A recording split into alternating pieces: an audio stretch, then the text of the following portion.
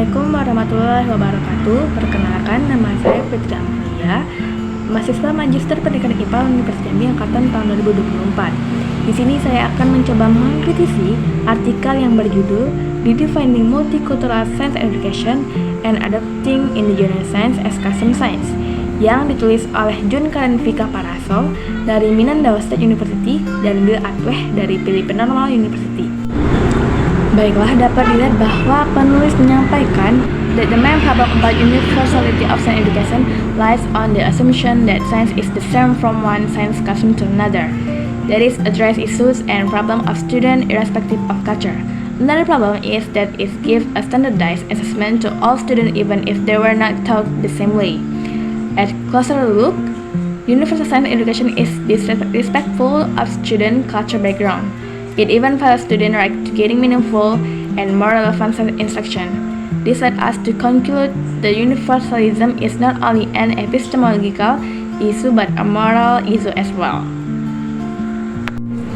Jadi dari sini penulis menyampaikan bahwa semua siswa bisa belajar dengan cara yang sama, padahal konteks budaya mereka berbeda-beda.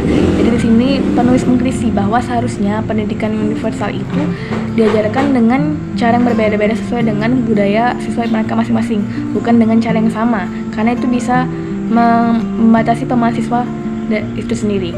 Yang kedua, kurikulum sains nasional seringkali mengabaikan sains lokal sehingga siswa kesulitan dalam memahami materi yang tidak relevan dengan pengalaman mereka. Yang ketiga, bahwa pendekatan universal ini menyebabkan hilangnya identitas budaya dan memperkuat hegemoni epistemologi atau dominan cara berpikir satu dengan cara berpikir yang lainnya. Selanjutnya, penulis berpendapat bahwa kurikulum nasional seringkali didasarkan pada standar yang seragam tanpa memperhitungkan kebutuhan lokal. Selanjutnya, kurikulum yang terlalu kaku dan seragam tidak cocok untuk semua siswa, terutama dari mereka yang memiliki latar belakang berbeda-beda. Yang terakhir yaitu tantangan yang dihadapi oleh guru itu yang pertama, tidak adanya dorongan ataupun keharusan ataupun kewajiban bagi guru untuk menerapkan pendidikan multikultural itu sendiri dalam kelas. Jadi guru mempunyai motivasi yang kurang untuk menerapkan pendidikan multikultural dalam kelasnya. Yang terakhir adanya beban kerja tambahan. Jadi kalau misalkan guru menerapkan pendidikan multikultural dalam kelas itu memiliki beban tambahan yang cukup banyak, yaitu yang pertama, guru harus menyiapkan bahan ajar sesuai dengan budaya yang dimiliki oleh siswa kelasnya sendiri. Yang kedua, dalam mempersiapkan banyak bahan ajar sendiri, guru juga harus mengobservasi budaya apa saja yang ada dalam kelasnya dan mempelajari satu persatu. Nah, itu cukup membutuhkan waktu yang cukup lama atau panjang sehingga menjadi beban kerja tambahan untuk guru itu sendiri. Dari beberapa pendapat yang disampaikan oleh penulis menyimpulkan bahwa kurikulum nasional tidak cukup responsif atau fleksibel untuk menyesuaikan dengan kebutuhan belajar yang berbeda dari siswa. Alih-alih mempertahankan sifat universalnya, kurikulum justru mengabaikan konteks dan kondisi lokal setiap kelompok siswa sehingga dapat menghambat efektivitas dalam pendidikan. Nah, dari beberapa pernyataan tersebut, yang ingin saya kritik pertama yaitu mengenai pendapat penulis bahwa sains bisa diajar dengan cara yang sama padahal konteks budaya siswa berbeda-beda.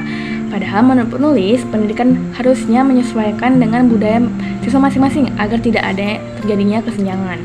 Nah, menurut saya, mungkin sains bisa diajarkan dengan cara yang sama tanpa harus menyesuaikan budaya dari masing-masing siswa.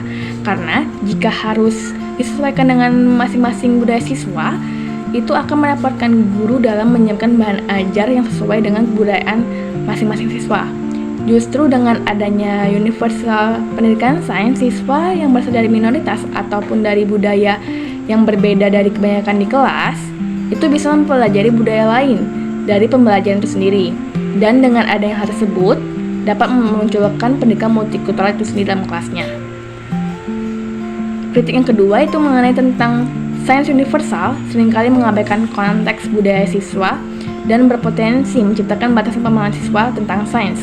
Nah, menurut saya pribadi bahwa dengan adanya sains universal dapat memunculkan perspektif atau argumen berbeda dari siswa dengan budaya yang mereka miliki masing-masing.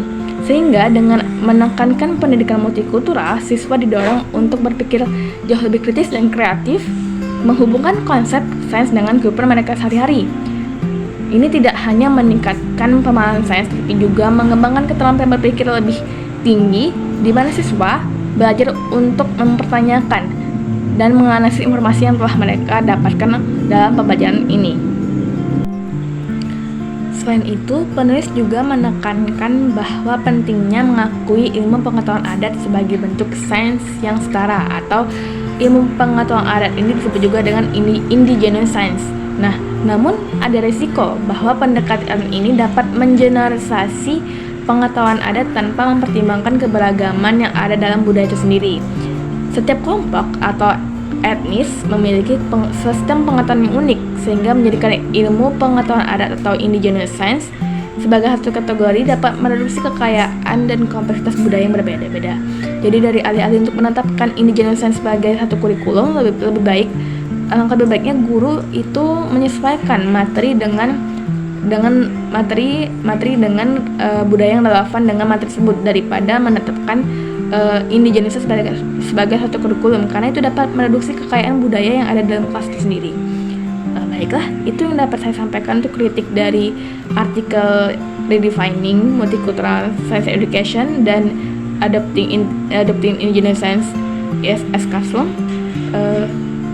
Lebih dan kurang saya mohon maaf. Saya kira wassalamualaikum warahmatullahi wabarakatuh.